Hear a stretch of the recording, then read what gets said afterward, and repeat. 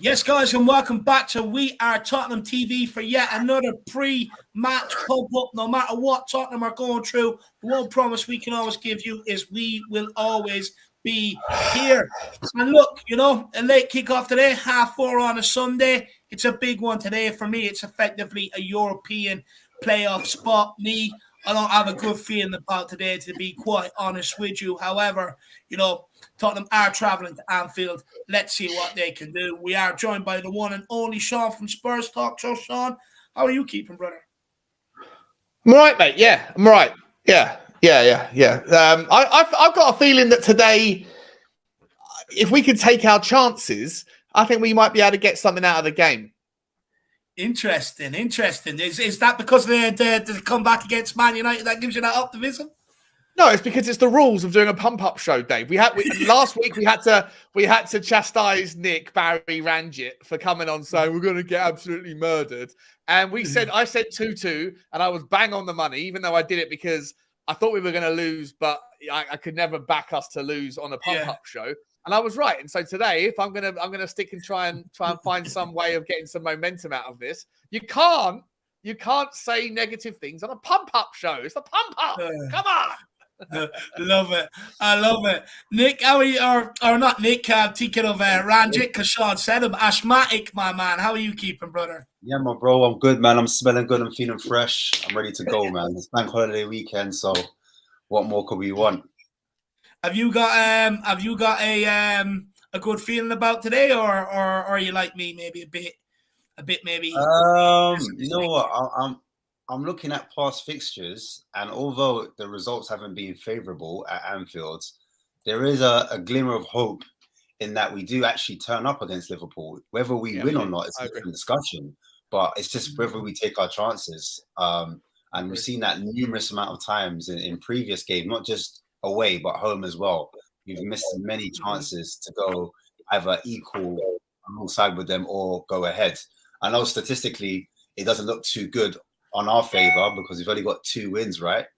In the last 2 wins in the entire Premier League era, and we haven't won since 2011, I think it was. Yeah, listen, it's all about like all the times we've drawn recently in the last 5 or 6 years, we could have won if we like the Harry Kane's penalty, Sonny hitting the bar, Bergwijn blazing over when we were, at Anfield under the Mourinho era in the last minute to win. All the games we lost, we could have drawn. All the games we drew, we could have won. It's about taking those chances. Before we get into it, Dave, can I just ask you something, mate? Have you lost a bit of weight, bro? Lad, I just had a shave. No, you're looking trim. You're looking trim, mate. You're looking like you've lost a few pounds. I'm jealous. Well done. Don't be fooled by that, Shawnee. Don't be fooled. If it's just the haircut, then maybe I need a haircut. I don't know. He's but blushing. He's blushing. Look at him. His face.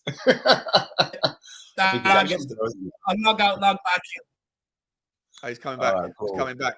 Yeah, no, go back. So walk me through it, Ash. Like, yeah, do you agree with me, mate? Do you agree with me? Yeah. I've got similar feelings. Only because, like I said, if we take our chances, it will be a different game altogether. I think performance-wise, it was good in the second half of Man United, and if we can somewhat reproduce that at times, I'm not saying we go gun-ho from the approach, but Liverpool are quite yo-yo this season. They're quite inconsistent, and like us, they've been very leaky at the back. They've been very vulnerable in the middle of the pitch, and I've seen teams less than our abilities get at them. So I'm all for it, man. I'm up for it. I'm up for the game.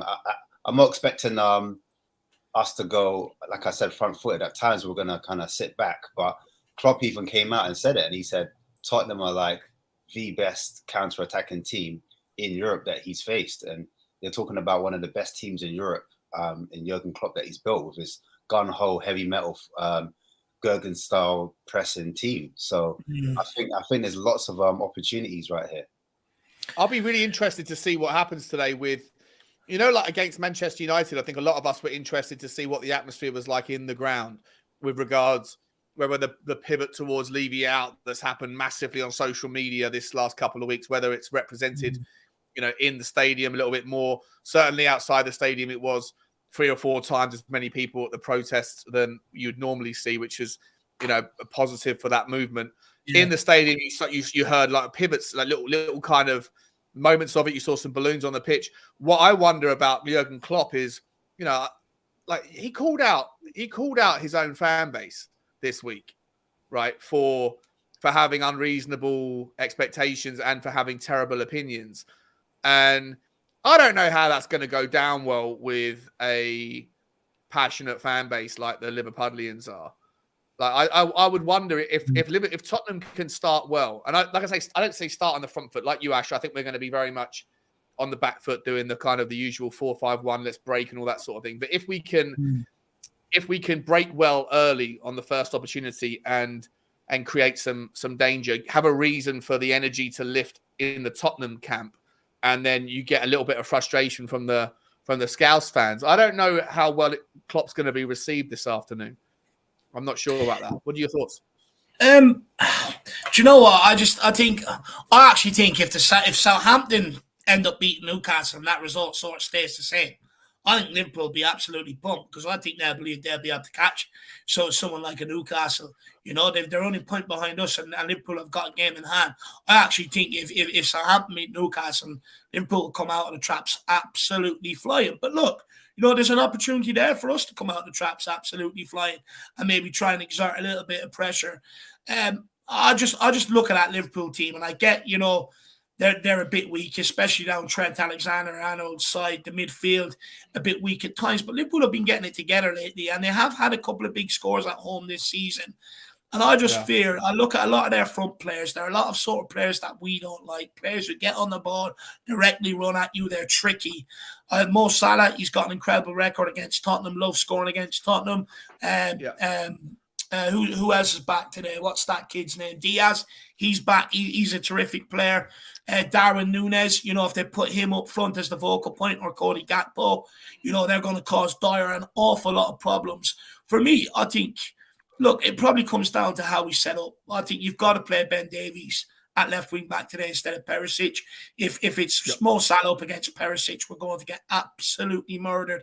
It leaves a lot more space for him to get at our back line, and he's going to absolutely roast them.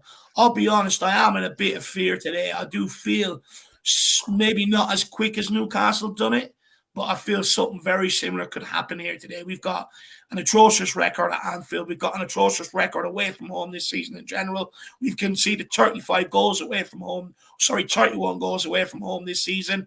We're four off equaling the record in 2008, 2009, where we conceded 35 away goals. And when I just look at that defence, it really, really does concern me. And I think, look, midfield battle, because they have the extra number in there, and Trent also is asked to sort of come inside and help play in there, they're going to outnumber us. So I predict Liverpool to sort of set up, have a lot of the ball. And once that happens against us, we tend to know what happens. Yeah. Yes. Yeah. I would just quickly, actually, before you jump in, I agree with you.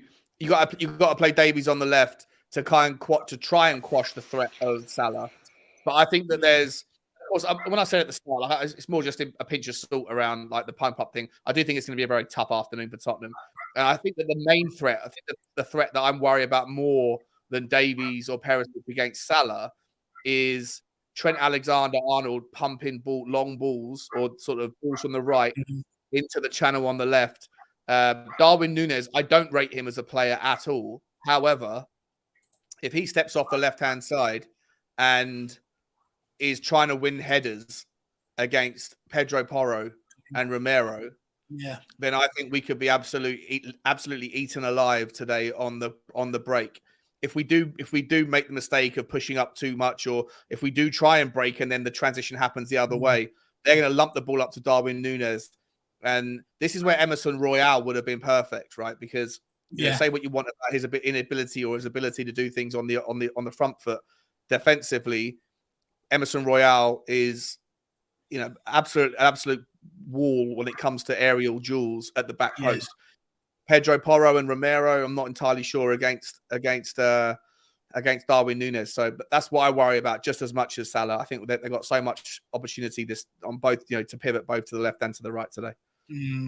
I think that's a good point, actually. And I think as soon as you see Trent on the ball, I think someone like a Richarlison, if he starts, although like maybe not going forward, he's as confident, but off the ball, he's a bit of a shithousery, and we need some of that today. And we need someone to go and press.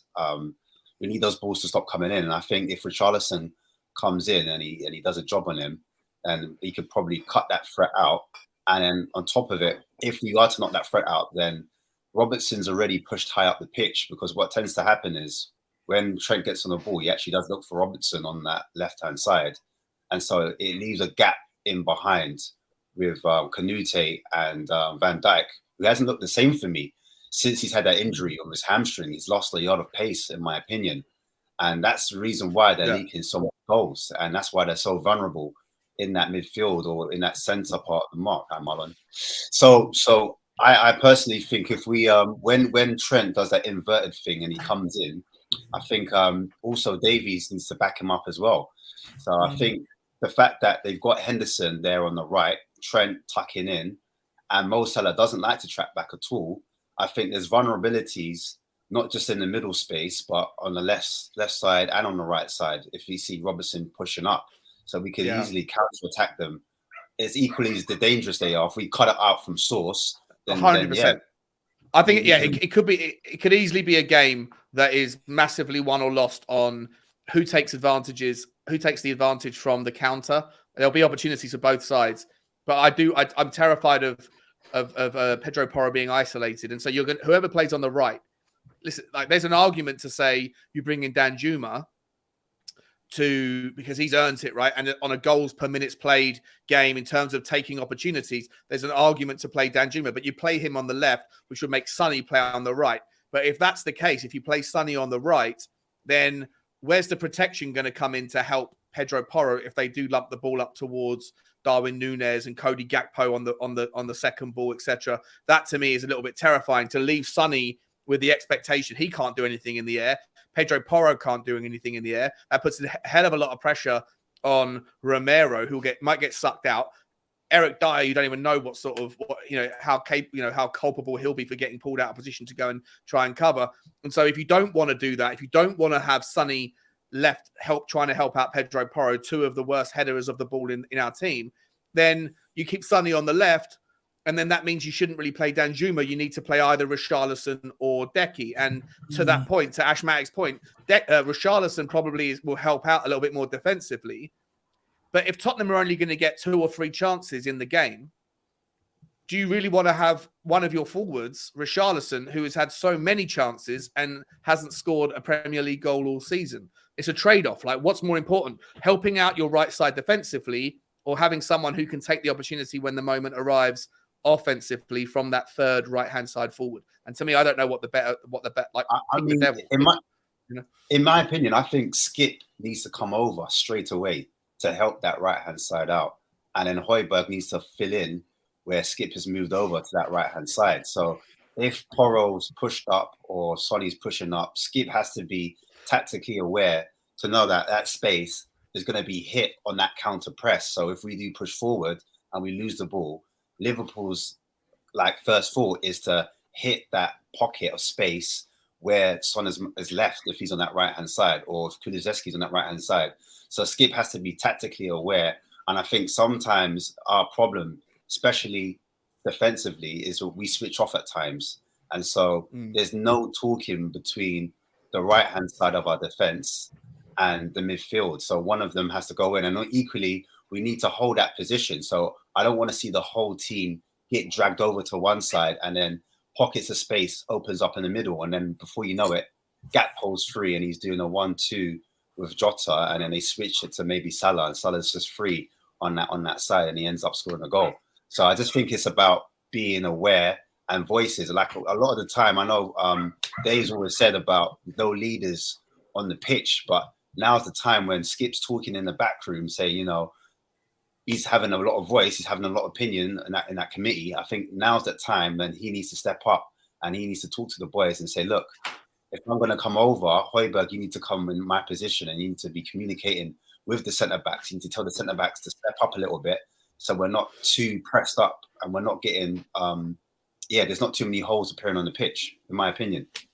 The thing is, I'm not sure we can pull one of our centre midfielders right out to one of the sides to help them, because it creates an overload through the middle. The reason why we don't really get Skip or Højbjerg to move out is because you can't let them have a free run at our defence.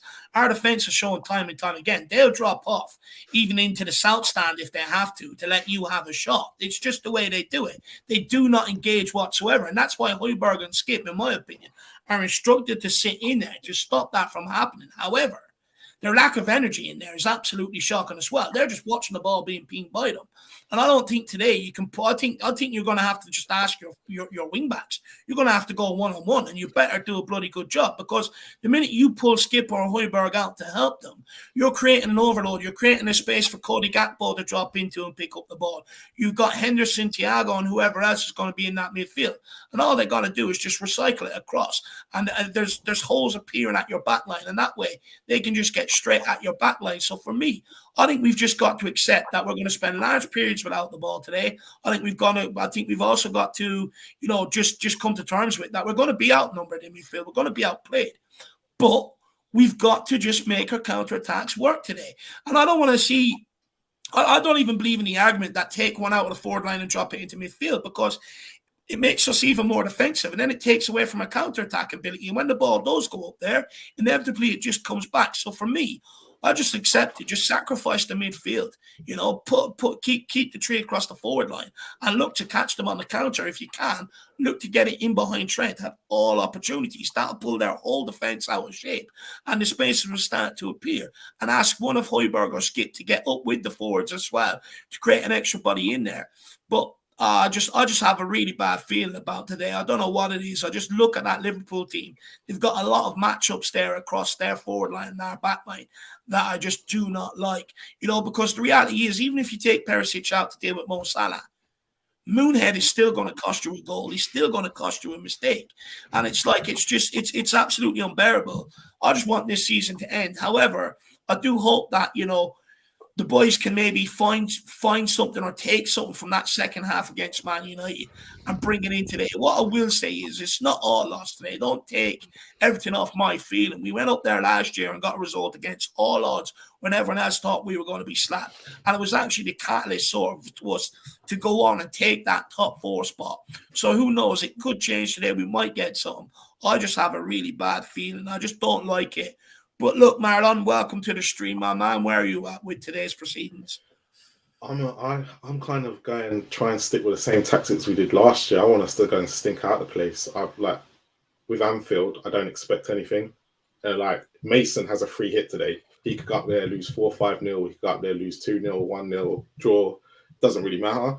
But I'd rather him just go stink out the place, because Klopp don't like it. Klopp hates it when teams come and sit back, especially when it's one of what he calls the decent teams that will play football. Every time we've tried to play football, we've lost against Liverpool. We haven't beaten for a while. So if he can go, if Ben Davies is fit, I'm worried about Longley and Salah.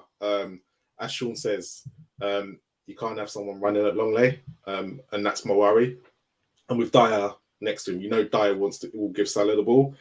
But yeah, the midfield is going to be so important. But I agree, Dave. I don't think we should sacrifice someone in there. But I think if you can kind of have 2 fast people up top, so if it is Son and Richie, if it is one of those 2, Kane's probably going to have to drop deep and play his worldies of balls. But yeah, I'm worried, but at the same time, Forster's in goal, so I know it won't be like a 5-6, if that makes sense. But yeah, if he goes out and stinks the place out today, I'll be happy with it. I couldn't care less. I'm just at that part of the season now. But I'd want this even if we were playing Liverpool and we were doing well, because Anfield is just one of them places that is cursed for Spurs, and I'm at that point. It's cursed for most people, though, isn't it? It's cursed for most people. Whose dog is that, by the way? Who's got a dog in the background chirping? Someone's got a dog in the background. If I do, someone's robbed the dog and left it in the house that I don't know about. It's not Bugsy. I can hear something squeaking. It's that Frank soundboard. You know what it is, Sean? Pedro Romero. So it is. Big up Chop River as well. Happy anniversary, my man, and many more years of it to come, hopefully. As long as she keeps letting you watch Spurs games, I suppose you'll probably reach another 45 years, my man. And so Spurs don't kill you off before that as well, I suppose. But look, maybe another scenario there today, boys, is, look, Dyer is also very costly. Is there a chance that we could move Langley inside, bring Davies in at left-sided centre-back, and use Perisic to get forward, maybe try and help expose Liverpool's weakness in Trent Alexander, and use Davies sort of to come out and deal with it from the left-sided centre-back? Interesting, And mate. because, Definitely look, what have interesting. we got to lose? What have we got to lose, Shawnee? Well, we've got 5th place to lose, 6th place to lose. We could end up 7th place tonight if we're on the wrong end of it. But I don't mind. I don't mind what you just said. Like, I personally think that we're going to have the ball so little in this game that I think that Perisic as an offensive option is going to be less relevant than being able to sort of secure up the defensive side. And like I say, when Liverpool have got the option to go left or to go right, especially if Diaz is on or if Nunes is there, if Nunes is up front on the left, hanging off the left-hand side, they can pin the balls long. If it's Diaz, he can just run past the players like Rashford did on Thursday. So for me, I worry so much about. If in an ideal world, I'm with Marlon. Stink the place out. If we had a full strength team, I'd have Emerson at right wing back. I'd have Davies at left wing back, or even Sessegnon, see if he could do one of his pocketing scenarios, and then have maybe Davies at left sided centre back. But because we don't have that option, I think you have to play Davies at left sided centre, Davies at left wing back, and Longley at left back. And I still worry about it. And I think that, look, if you're going to break, you're going to break quick anyway. It's going to be, I think that if we're going to score a goal, we have to hope that Sonny is on form. He's got his shooting boots on and he's in the mood. And I hope that he is. Like, if we want to cling to any hope today, it's that Sonny is somewhat back, right? Like, he's nowhere near his best, but he's far better than his worst that we've seen earlier on in the season. He's got the confidence. Last couple of games from him, he drives the ball. I know he still makes those mistakes hanging onto the ball too long, and the decision-making needs to be better from all of the front three, whichever front three it is. Because, like I say, you're only going to get 2 or 3 moments in this game. And if we need to have 10 moments to score 1 goal, it's done. But if we happen to be able to, we will have 2 or 3 chances in this game. Chances that on a good day you put away. And I think that Sonny will be absolutely pivotal in that. And so if Sonny's up for it today, then we've got a chance. I don't think it's going to rely on Perisic as much. And so to answer your point directly, I think the benefits of having Perisic are outweighed by the negatives of having him. I think Longley stays at left side, Davies at left at left wing back, and then we go from there. Yeah. So am I right in saying, just quickly, because the lineups will be out now in 1 second as well, Sean, am I right in saying that sort of the front three you want to see is Kane on up front, Son on the left, back to the left, and Kulu on the right, or are you happy with Richarlison coming in today? I don't want Richarlison in the team. No, I'd rather I'd rather it'd be Decky or Danjuma. I don't think we're going to see Danjuma. I'm going to see it right now, I think, but I don't think we're going to see Danjuma. I think that's too brave a decision for Ryan Mason to make, and unless I'm muddied right now, the teams aren't quite out yet. But yeah, if Ryan Mason does decide to go brave, good on him. I'd love to see Danjuma. But what I would expect to see, let's presume that, tail of the tape, we're 1-0 down at half time. We're still in the game, but we're probably on the receiving end of something. I don't want to see Danjuma get 8 minutes. I want to see him get 30, right? And it will be obvious which player that needs to come off. It will probably be either Decky or Richarlison that will need to come off. You have to keep Kane on, and Sonny's got that magic in him that I don't think Decky or Richarlison does. So I do want to see Danjuma get minutes, because you can look at the tail, right? He's got 2 goals with a grand total of about 100 minutes of football. A goal every 50 minutes. He takes his opportunities. We need someone today that's going to take their opportunities. So if he's not going to start, at least give him a decent sledge of time and see what happens. Fair point. Well, look, let's bring up these lineups. Should be out now, and then let's all go through it and have our say on them. Here we go. Let me get it up for you, mate. I bet Rich and Ben Davies starts. Yeah. I don't know. Same old. Same old. Here we go. Ben Davies, let's bring up the lineups here. See where we're at with them. Can you see it? Yep. Fraser Foster in goal, Christian Romero, Dyer, and Davies as the back 3. Pedro Porro and Perisic as the wing backs. Højbjerg and Skip, Kulu, Kane, and Son. Substitute Spence, Austin, Davo, Sanchez, Japhet Tanganga, Clement Longley's been dropped. Pape Sarr, Alfie Devine, Lucas Moura, Richarlison, and Danjuma. Interesting. Perisic starts. I Nervy. personally think Perisic, it's for the reasons why I said Salah doesn't track back. Henderson's got no legs. He's tired. They dropped him. They didn't drop him. They took him off in the last game, 60 minutes in the game to preserve him for this game. But I just think Hendo running up and down, covering Trent, because Trent likes to tuck in a lot. I think there's an opportunity to be got at. And I think if you see the game against West Ham were unlucky not to get 3 points, let alone a point, because they had a goal offside, and I think it was another chance that they should have scored. Even the 3 games they played that I saw, I don't think it was like an out-and-out like home run, apart from Leeds where they smashed them like 6-1. Like Leeds were terrible. But I really see, I can see why this Liverpool team gets gotten at. It's that midfield, it's tired. And like I said before, when Trent inverts, if you put pressure on him, he's not a person that likes pressure. He's not a double pivot like that. He's not used to playing in that role. He's really good if he's in that space and he's got time to put his head up and pick players out. Yeah, he's like had 5 assists. That's like a record in 1 month. In the whole of Europe, he's got the most assists. So I do get it. But I just think, and look, they took him out. Sorry, mate. Yeah. You got Alisson, Trent Alexander-Arnold, Konate, Virgil van Dijk, Robertson, Fabinho, Elliott, Jones, Diaz, Salah, Gakpo. They got a full strength squad. They got a full strength. Everyone's available. It's a bit disappointing when you see that lineup. You're kind of going, "Oh, where are we going to get any joy from?" Where are you at with our lineup, though, Marlon? Yeah, let me go back to be honest, I wouldn't have played Kulu. I think we're going to need some pace. I would have probably gone with Danjuma or Richarlison just for the pace, and I would probably go with Richie just because he's probably a workaholic. And if we need him to make a mistake, I think that's where, if we're going to score, especially up top, it's either going to be from a mistake at the present moment. But I think the reason why Davis comes in, I think it'll be interchangeable from a 4 to a 3. I think he'll try and do something similar to what he did against United, but I can't see where the joy's coming from. I want to be positive, but it's just I've got a feeling it's going to be 9 men behind the ball, which I'm hoping for, and then he wants to set Son free.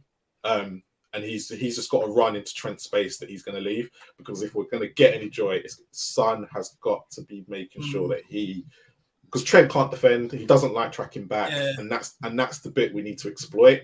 How's Kulu? Sorry, Mon, I've got to ask this, mate, because I agree with you. I agree with what you're saying. But how do you think that Decky's going to play into today's game? Like, is he there to protect Porro a little bit more so than getting forward? I totally what I think he's coming there for, and I think what he will do. I can't remember what game it was. It might have been Bournemouth. I think he will push into the 3. I think he might have done it against Brighton as well. He came in as an extra man in midfield most of the time when we were defending. So I think he'll probably go with that. He'll probably do a lot more of that and just help Porro out as much as he can, because I don't think Richie or Danjuma will. And then I think Mason will make an assessment after 45 minutes to see whether he can bring on the other 2 and probably go from there. But yeah, it's probably what I expected. I'm not going to lie. But I am worried about Porro. For me, it's interesting, Dave. Interesting playing. Sorry, I was going to ask you, Dave. Sorry, I'm taking over the hosting. No. Work away. I was going to come to you and say, Dave, is it interesting, like, to make that strong a decision to play Kulu, where we know he doesn't have the confidence in his ability to sprint, right? So you're sacrificing something there for the counter, maybe to protect Porro. But then on the left-hand side, he's making another brave call in dropping Longley and giving Perisic the minutes. Like, it's always a little bit in conflict, the 2 decisions. What's your take on it? Yeah, look, I'll start with the back line, and I'll get on to Kulu. I think, look, if you're going to play Davies at left side of centre back, drop Dyer. What does this guy have to do to be dropped? Honestly, he's making mistakes every single week. He's cost us the most goals out of all them centre backs across that line. What does this guy have to do to be dropped? Play Langley. And I get people are going to say, but Dave, Langley is suspect as well. But Langley's positioning is better than Dyer's. It's better. I think where Langley struggles is if someone's running at him and sort of burns him with a bit of pace, fair enough. But as a central centre-back with two either side of you, that doesn't happen as often. So put Langley in there. He's better in the air, and he's better positioning than Eric Dyer, and better on the ball, in my opinion. So I don't like that call. I think Dyer plays purely because he's in the leadership group, which he shouldn't be, and he's good friends with Money Mason, which he shouldn't be either. He doesn't deserve, to be at this football club. So I'm worried that Dyer, there's no accountability there. Just make another mistake and you'll be rolled out again bloody next week. I'm fed up with it. Langley should be in there if that's the call. Wait, what mistake are you? Are you talking about the mistake for Rashford's goal? Yeah, he should have got across Rashford. I don't agree, mate. Listen, I think that there's consequence. You play a higher line. I'm not defending Eric Dyer, the defender. I'm not defending him as a player. I agree with you. He's awful. We need to replace him, move on, move up, etc. But in that particular moment, he's the last line of defense. They broke against him. He was isolated against one of the fastest, trickiest, most informed players in the Premier League. I don't know what else he could have done other than to try and slow down the approach from Rashford and hope that Romero or hope that someone got back to help out. Other than taking a stab, jumping in. I don't know what. I thought well, yeah, okay, go on, mate. Yeah, you just said you hope that he was hoping that someone will come back, but should he have not seen the situation a bit more earlier than what was anticipated? I know what you're saying, but he was 4 yards away from him when the break happened. I don't think he had the chance to.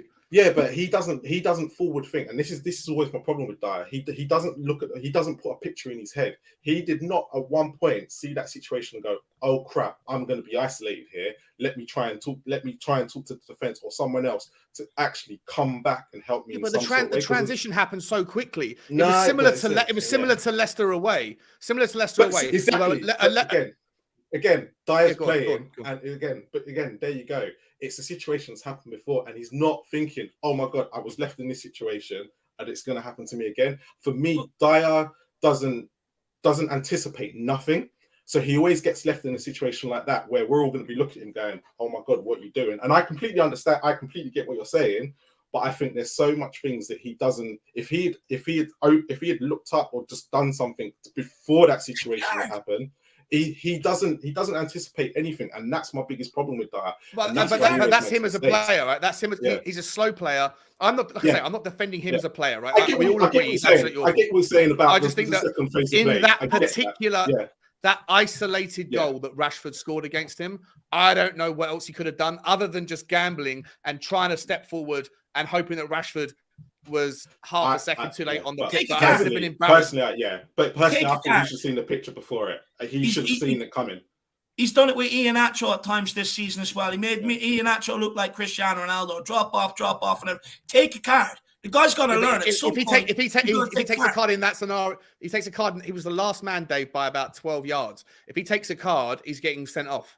And it's game over. I'm not saying absolutely smash him, but do something where it's a yellow card. He's the last man. If he takes out Rashford in that scenario, in my opinion, you can't argue against a red card. He's the last man in defence. He won't catch Rashford.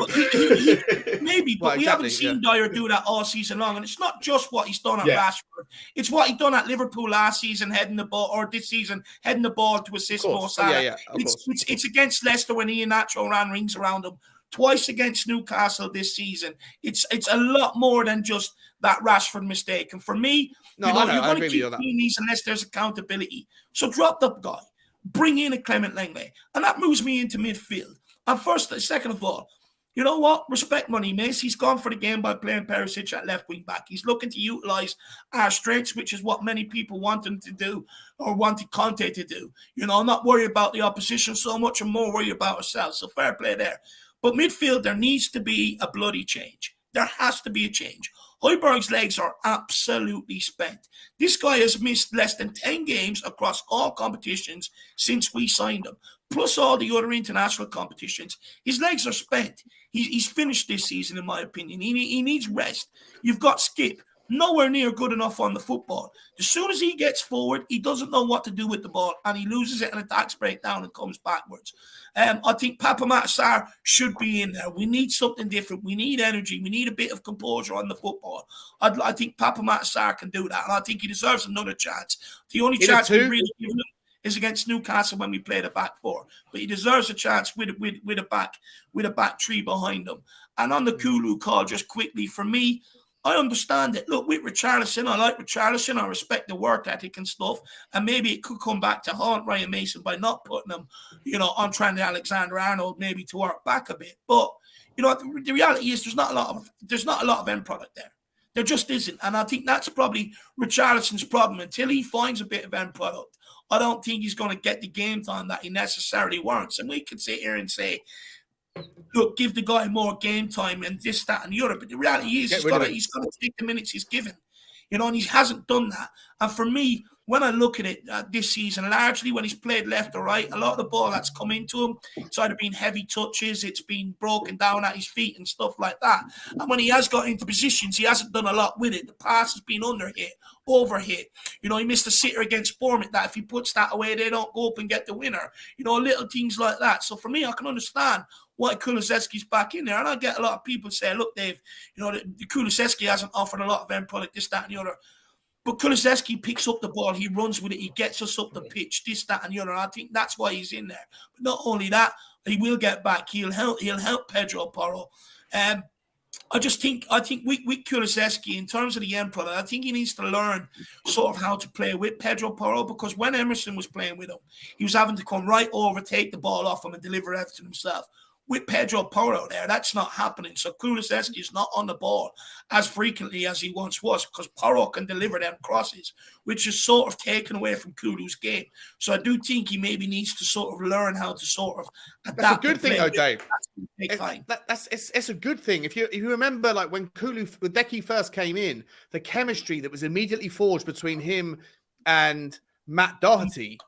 The 6-7 games that we ever saw that was high value for Matt Doherty was in no small part because the two of them just immediately forged a relationship. And it was because Doherty had the overlap and was the ability to come in and do little tricky 1-2 triangles and all that sort of stuff. And it would find this little pathway through to the box. We didn't see that with Decky and Emerson, because Emerson doesn't have the ability to go forward. With Porro, you do see it. Right? Porro can do it. And so for me, what I think Decky needs to do is stop being so predictable, trying to do what he thinks he has to do now because he's used to playing with Emerson, not with Doherty, and recognize that Doherty and Porro offer the same thing that Emerson doesn't, which is the overlap around the outside. Decky can actually step back in and create more 1-2 triangles if the two of them were to get in sync. We haven't seen enough of it. I don't think it's a hindrance. I think it's a help. I think that Decky needs to recognize Porro's available more often than Decky uses him.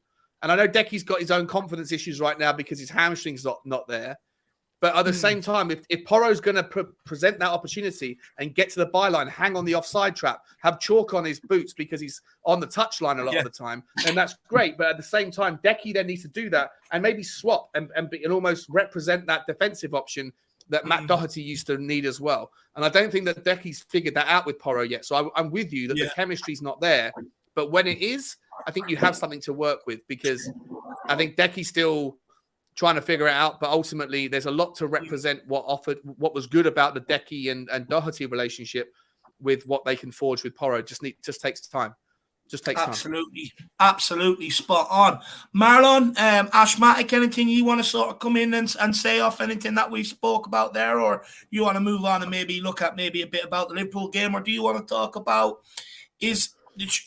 next season, if it's going to be a Europa League or Europa Conference League, is the benefit there for maybe the manager to actually have that full week on the training ground and actually work with these players and drill down some tactics and exactly what he's used to? Or do you still want European football? Do you still want them midweek games? Because I can see the argument for both. Like, there's a benefit to the manager having a full week, but then there's, when you speak to players, they don't like training, they just want games. So maybe we'll start with you on this, Ash, and work our way backwards. Where are you with the European football debate? Do you want European football at this club, or do you think the next manager could maybe do without it, and because he needs to sort of start fresh? I'm going to say a last piece because I've got to leave literally now. But for me, with the European football situation, I'm not totally against it, because the lesser rounds, like, you don't have to bleed that the first 11, in my opinion. I think it's a chance to try different formations, try a different personnel, and see what works for the manager that's starting out. And it gives an opportunity for some of the youth to come through as well. A bit like how Harry Kane got his chance. We got to see a lot of the youngsters play in Europe at the start. And then I think as the competition goes on, then we've got more of a chance to take it a bit more serious, because you've seen like Real Madrid and Seville just dominate Europe at the moment. Seville, they made it their own cup. So there's an opportunity for us to make that cup our own as well, because like Sean said, there's very few teams in that kind of pool that wins League Cups, FA Cups. You've got your Man Cities, Arsenals, Chelsea's, etc., etc. But when it comes to Europa League, there's far less teams that are going to kind of dominate in that same way. So we've got more of an opportunity to take that competition a little bit more serious, especially when it comes into, if we do progress into the last 16, I think. But I do understand why fans do want that kind of that break, because our squad's not normally big enough to facilitate, you know, and we drop points typically when we stretch our team, because we keep playing that same team week in, week out. But it's down to the manager, to be fair, to see what he adopts. But guys, I'm gone. Konnichiwa. Peace, bro. All the love. Where are you off to early, by the way? Yeah, where you going? Down the gym?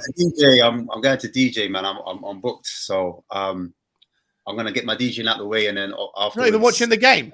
I'm gonna watch the game straight after. So I'm gonna DJ now, and then afterwards I'll get some. Who wants a DJ at 4 o'clock on a Sunday? Where are you going? The church in Clapham or something? Money. No, it's a club. I thought there was a bird that goes to a gym at a certain time on a Sunday, and Asthmatic's making sure he's in position.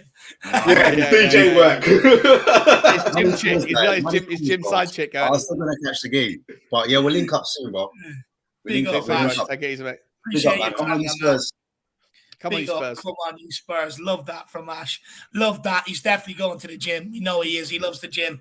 Matt Carney, big yourself up. Hopefully you're keeping well, sir. Let us know in the chat where you are from. Carney is an Irish name, but it's English pounds. So let me know, are you an Irish that moved over, or are you just born and bred in England? Let me know. But he says, gentlemen, which would you prefer?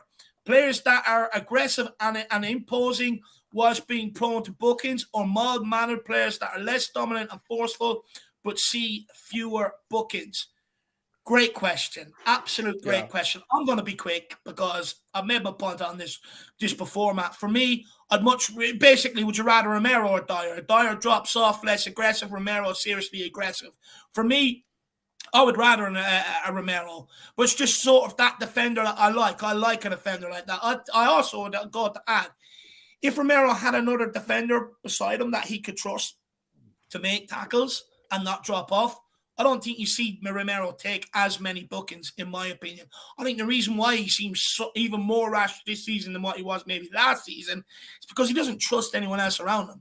So it's like if they skip by him, he knows that they're going to get a shot on goal, so he looks to take them out. And for me, it's just the sort of defender that I've always relished. Someone who's just aggressive, loves to defend, loves to throw his body on the line, loves to take people out along with getting the ball. So for me, I would much rather the aggressive and imposing type. Bookings for me, look, it is what it is. It's a part of the game. But look, we'll go to you, Shawnee. Where are you on with this? I would rather have my aggressive players in midfield. I want someone like Manuel Ugarte or Palinha from Fulham to come in. And like Ugarte's got the worst disciplinary record in Europe, I believe, this season. He's got like a... He's amazing. Like he's an absolute monster. He's 23 years old. I don't know if we're going to get him. I know we were looking at him and talking to Sporting, but I think Liverpool now have maybe stolen a march on us a little bit. But in any event, like this guy has this rule of thumb that the ball might get past me, but the player doesn't. And I love that, right? I don't want the defenders to have to slide in aggressively. I don't want the ball to be in that. I don't want to get ourselves in that situation. I'd rather a bit more calm and measured defenders. But I want to have someone who's in front of them who's saying, don't worry, boys, I'm going to do my absolute utmost to protect you. But ultimately, when you say aggressive yellow cards, bookings, that obviously also leads to suspensions, and so does red cards.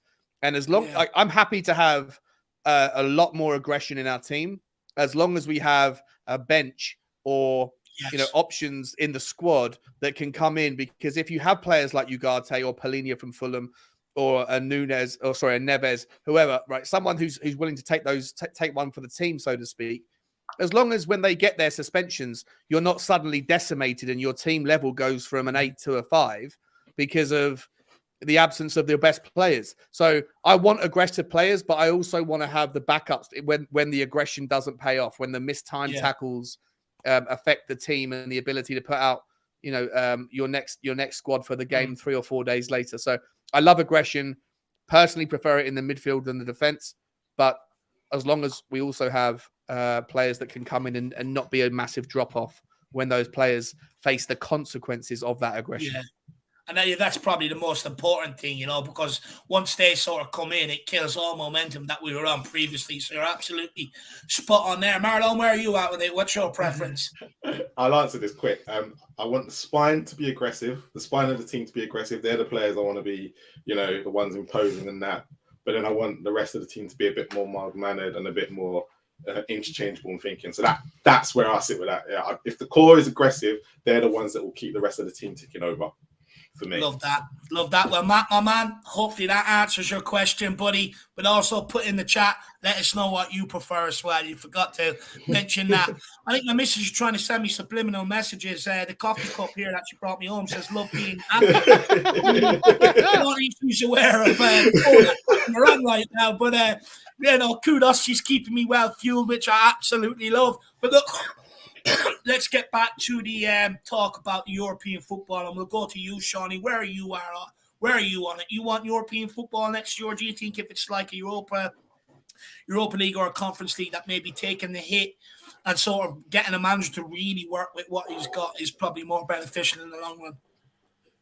No, I want Tottenham to play in every competition that we qualify for.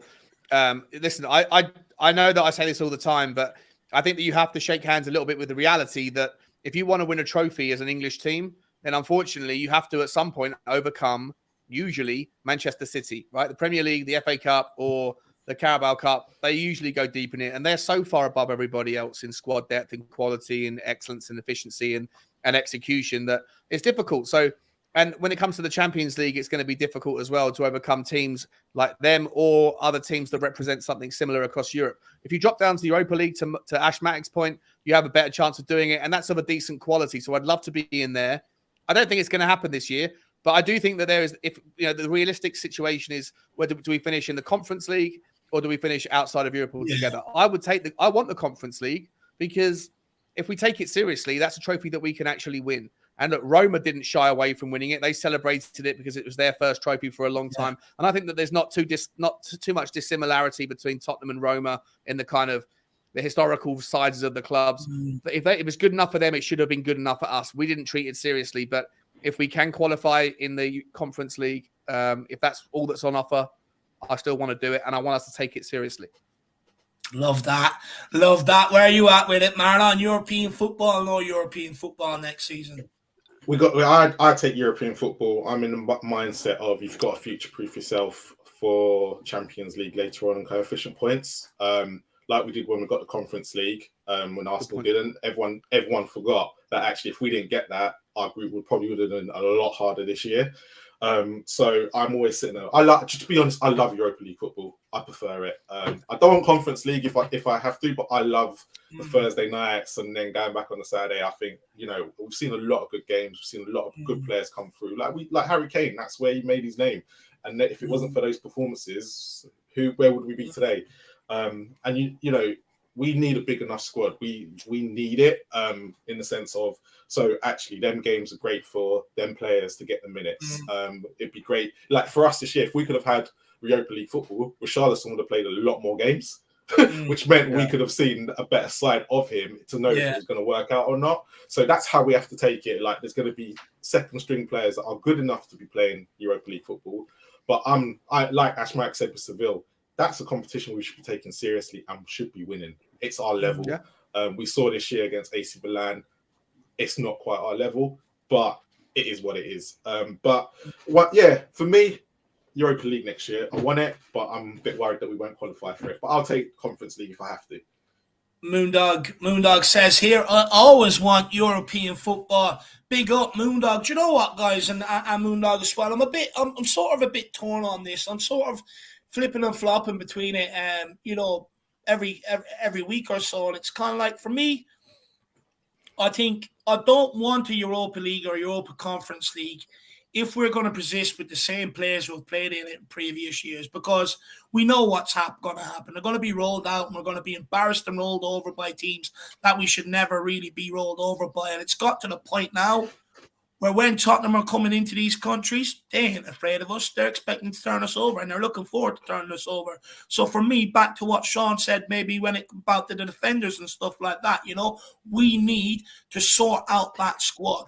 If we get that squad sorted out and we cut off a lot of the dead wood, the driftwood, we've also got a big. Not only have we got players that we need to get rid of that are full senior players, but we're also clogging up the youth system now. We've got a load out on loan. We're bringing some in. We've got more coming through, and it's kind of like we also need to sort that out. And for me, put a squad together that is big enough to challenge on all four fronts and go for everything, because when I grew up, for instance, I spoke to Harry Redknapp the other night about managing Tottenham over Shamrock Rovers over here in Dublin. And he was saying, yeah, Harry Kane got his first goal that night and everything else. And I was like, I have you to thank for my love of Harry, this, that, and the other. And it's like that's what we should be using, especially the early rounds of these competitions. Should be using them to give youngsters a chance to show if they're good enough, but also players coming back from injury, players that maybe aren't quite good enough for the first 11, but can do a decent job. For me, if you can get a squad like that, go for it. I'd rather be in it. I'm one of them as well. I'll be honest. I'll be fucking bored midweek. I want the game. Yeah, exactly. 100%, mate. 100%. Yeah, the absence of a two-game week is a struggle for me.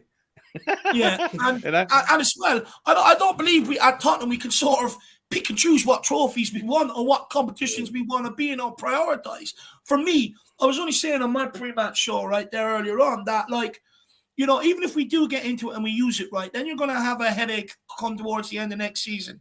What competition do you prioritise? But I'll be honest, and I said this earlier, I'd much rather be having them conversations than the current conversations we're having going into every game and after these games and stuff like that. So for me, I think Europe has always been synonymous with Tottenham. My old lad has always told me about them great European nights, and I would like to see it. However, I do see the benefits. If we're going to persist with a Dyer and a Sanchez and people like that, I do see the benefits of keeping them on the training pitch, honing in the tactics, honing down what you want from them and stuff like that, because then there literally is no excuses for these guys. You either get it or you don't.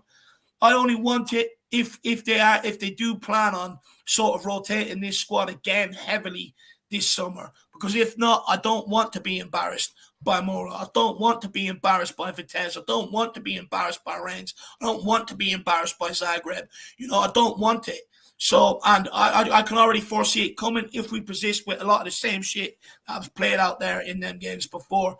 And then Moondog says Mike Bassett for manager.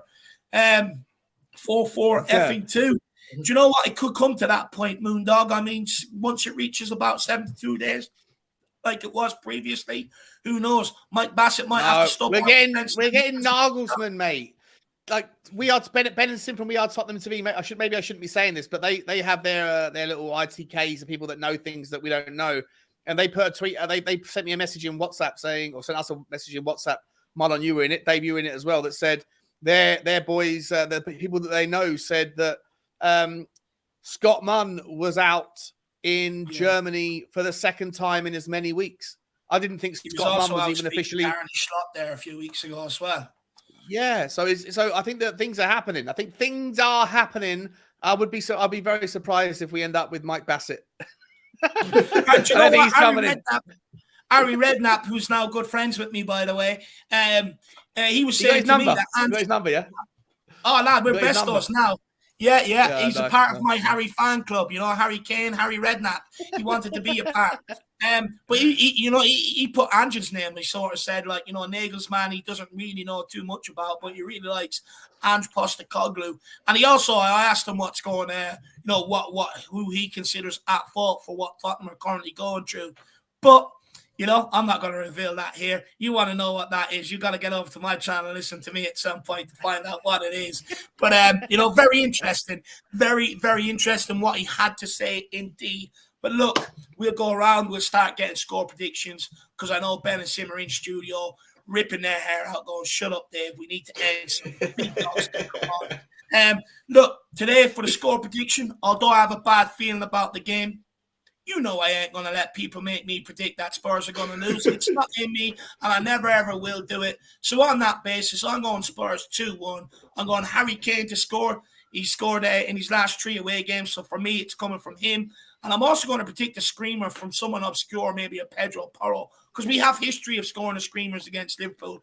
Wanyama, I remember Modric scored a screamer. Benoit, so Akoto scored a screamer. Højbjerg, when Winks famously came over. Eric Edmond. 3-0 down. So I'm going with Pedro Porro with a screamer. Were you a Tottenham fan? Were you a Tottenham fan, Dave, when Eric Edmond, when he put that ball top locker back in under Martin Yola, I believe, yeah, 2015 to 16 years ago, something like that. One of the only things he done. That was a screamer. Oh, he was absolute belter. Imagine catching a ball like that. You'd literally walk into the dressing room like a king with a rage. Yeah. It's like you have to take attention by Andrew. It's unbelievable. Yeah.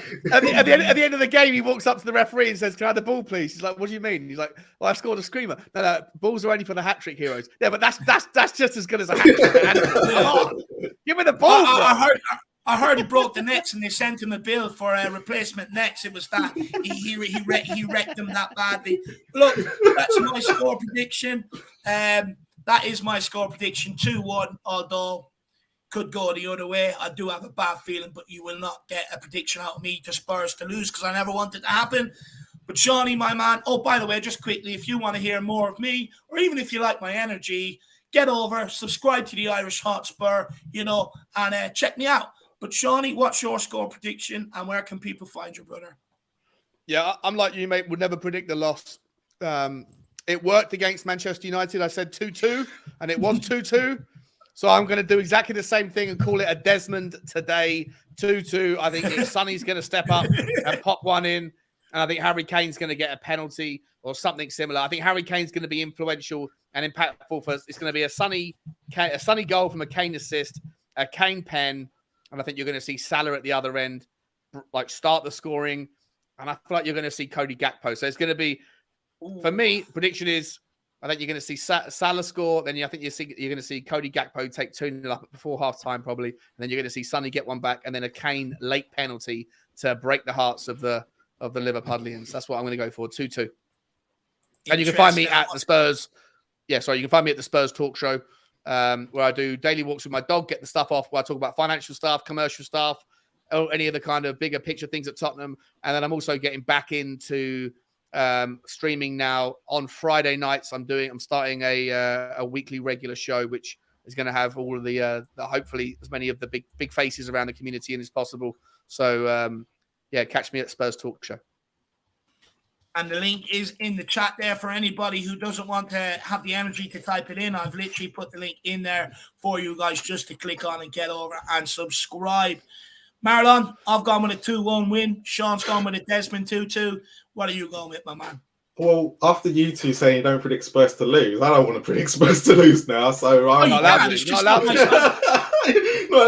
allowed to. It's not how it works on this channel. It's a pump-up show. I'm going to go for 0-0. Even after them seeing the lineups, I'm going to go for 0-0. I think Fraser Forster is going to have a worldie today. He likes playing well against Liverpool as well, so I'm going to sit there and say 0-0. Watch after 5 minutes and my thing's gone. Yeah. You'll be in the mud before some people take their seats in the stadium. Yeah. If we Nick texting me going, oi. But look, Marlon, where can people find you as well? What's coming up? Yeah, so you can find me at A View from a South Stand TV or at Southview Coys. We do match reactions. We've got a monthly show that we do on a Friday night as well, which is once a month. But we try and get season ticket holders on because obviously they're really hard to get hold of after matches and get their opinion of what's going on at the club. And so hopefully the next show for this month will be next Friday about. But I'm going to work around Sean now to make sure he's not going at the same time. I didn't realize you were doing the same time, mate. We'll talk. No. We'll talk about time after, but I only do it once a month, so it's easier for me. But yeah, we have match reactions. And Ashmatic, who was on air earlier, We also do some news and gossips with him, and he's got some stuff coming up over the summer as well. But we just hit the 500 mark after Thursday, Nice. so on to the next 500. But yeah, thanks to everyone who subscribed over the last few days. It was well appreciated. Love that. Love that. Well, guys, up, mate. that brings us to the end of this show. We will hand over to Ben and Sim for you guys. But look, there's so many of you that tune in for these pre-match bump-ups. I would like to think you've all got over and supported all these great channels who sort of bring this show together. You know, because obviously you like us. That's why you're here. So make sure you get over there and show the love to our own channels as well. But look, we're going to pass you over to the main guys, Ben and Sim. Let's see if they can get you guys maybe a bit more pumped up than what I did. But guys, we'll see you all back here for the next game. As always, come on, you Spurs. Come on, you Spurs. In Dave we trust.